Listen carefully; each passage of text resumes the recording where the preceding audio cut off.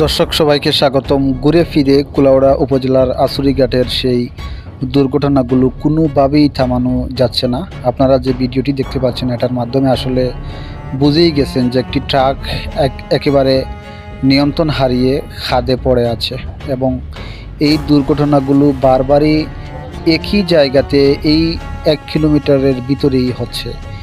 এর থেকে আসলে মুক্তির উপায় কি, বাঁচার উপায় কি, কেউ কোনো সমাধান খুঁজে বের করতে পারতেছেন না। এই উপজেলায় যারা জনপ্রতিনিধি আছেন, যারা প্রশাসন আছেন, কোনো মতে কোনো অবস্থাতেই আসলে এই আসুরিঘাটের দুর্ঘটনাগুলো কেউ আসলে এড়িয়ে চলার চেষ্টা করলেও কেউ আসলে থামাতে পারতেছেন না। এর সমাধান আসলে কোথায়? মানুষের আর কত দুর্ভোগ আর কত প্রাণহানি ঘটলে আসলে এটির সমাধান খুঁজে পাওয়া যাবে? এখন এই দুর্ঘটনার মাধ্যমে আসলে জনমনে যে একটি আতঙ্কে বিরাজ করছে, সেই আতঙ্ক থেকেই আসলে অনেক সময় মানুষ অনেক দুর্ঘটনার কবলে পড়তে হয়।